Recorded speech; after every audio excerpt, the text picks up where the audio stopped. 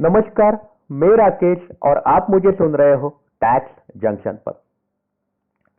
तो दोस्तों, एक जमाना था जब income tax officer tax payer को नोटिस भेजा करते थे। फिर टैक्स पेयर जवाब में इनकम टैक्स ऑफिस पहुंच जाते थे और इनकम टैक्स ऑफिसर को अपने इनकम की पूरी जानकारी दिया करते थे। इनकम टैक्स ऑफिसर के पास जाते हुए टैक्स पेयर अपने चार्टर्ड अकाउंटेंट को भी साथ लेके जाया करते थे। लेकिन ये सिस्टम ऐसी थी कि असेसिंग ऑफिसर टैक्स पेयर को हैरेस कर रहा है ऐसा फील आने लगा। टैक्स पेयर को ऐसा लगने लगा कि मेरा रिस्पेक्ट नहीं रखा जा रहा है। इनकम टैक्स ऑफिसर अपने हिसाब से मनमानी रकम बोल रहे और डिसीजन देने के लिए ब्लैकमेल कर रहे, करप्शन के लिए, ऐसे अलग अलग चीजें समाज में फैली करती थी। लेकिन उस चीज को रोक लगाने के लिए फेसलेस अपील्स का अनाउंसमेंट किया था प्रधानमंत्री जी ने 25 सितंबर 2020 को। फेसलेस अपील्स के तहत टैक्स पेयर जो है उसको देश के किसी भी असेसिंग ऑफिसर से नोटिस आ सकता है। ये नोटिस रहेगा ऑनलाइन। असेसिंग ऑफिसर कौन सा है जिसका अपने को नोटिस आया है, इसकी जानकारी असेसिंग को नहीं रहती है। कहीं से भी देश के किसी भी इनकम टैक्स ऑफिस से किसी भी कोने के टैक्स पेयर को नोटिस आ सकता है और टैक्स पेयर जो है अपना जवाब दे देते हैं। उसको मालूम नहीं रहता कि सामने कौन है और साथ ही साथ असेसिंग ऑफिसर को टैक्स पेयर के बारे में पूरी की पूरी जानकारी नहीं रहती। इनका फेसलेस कनेक्शन रहता है। तो फेसलेस कनेक्शन होने के कारण दोनों एक दूसरे का चेहरा नहीं देख पाते। तो इसके कारण सिस्टम जो होगी वो इम्पार्शियल होगी और साथ ही साथ टैक्स पेयर का रिस्पेक्ट रखा जाएगा, ऐसी संभावना आ गई थी। लेकिन ये फेसलेस अपील्स का कॉन्सेप्ट एक बार फिर से कंट्रोवर्सी में आया जब दिल्ली हाईकोर्ट में इसके खिलाफ एक पिटीशन दाखिल हुआ। आइए जानते हैं कि पिटिशनर का ये फेसलेस अपील्स को लेके क्या कहना है एग्जैक्टली। तो ये है हाईकोर्ट का ऑर्डर और यहाँ पे ये पिटिशनर का ऐसा कहना है कि ये जो फेसलेस अपील स्कीम है ये ऐसी है कि ये सारी के सारे पावर जो है ये दे रही है चीफ कमिश्नर और डायरेक्टर जनरल को। कौन से पावर दे रही है कि जो भी अपॉर्चुनिटी है, हेयरिंग की अपॉर्चुनिटी है, कि टैक्स पेयर का अधिकार है कि उसका जो भी कहना है वो इनकम टैक्स ऑफिसर ने सुनना चाहिए। लेकिन ये जो पावर है ये चीफ कमिश्नर और डायरेक्टरेट जनरल को दी गई है कि वो डिसाइड करेंगे कि उन्होंने ये सुनवाई लेनी है कि नहीं लेनी है।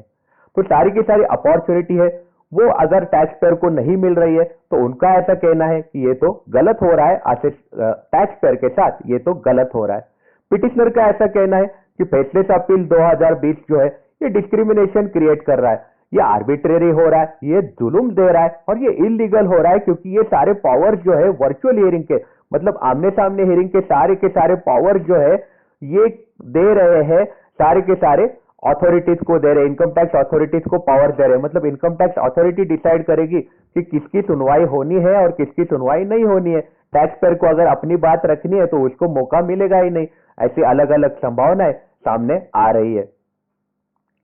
साथ ही साथ यहाँ पे ऐसा कहना है, पिटिशनर का कहना है कि ये जो फेसलेस अपील स्कीम है इसमें राइट ऑफ बीइंग हर्ड, मतलब टैक्स पेयर को अगर सुनने का अधिकार, सुनवाई में जाने का अधिकार है, मतलब वीडियो कॉन्फ्रेंसिंग के थ्रू भी अगर जाना है तो उसके लिए अप्रूवल लगने वाला है चीफ कमिश्नर का या फिर डायरेक्टर जनरल का। उनके अप्रूवल के बिना वीडियो कॉन्फ्रेंसिंग पॉसिबल नहीं है और ये जो है ये डिस्क्रिमिनेटरी हो रहा है।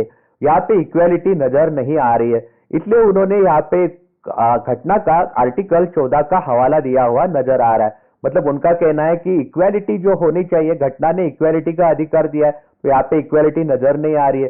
सारे पावर जो है, मतलब हियरिंग करने के सारे पावर जो है ये दिए गए हैं चीफ कमिश्नर या फिर डायरेक्टरेट जनरल। ये लोग ये डिसाइड करेंगे कि किसका केस जो है वो वीडियो कॉन्फ्रेंसिंग से लिया जाएगा।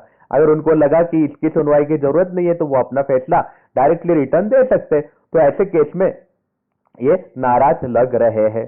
साथ ही साथ उन्होंने ऐसा बोला है कि ये जो है कि राइट टू प्रोवाइड हियरिंग आप लोगे या नहीं लोगे, ये सारे के सारे प्रिंसिपल जो है ये एक असेसी के खिलाफ जा रहे हैं। असेसी को कोई अधिकार नहीं दिया जा रहा है।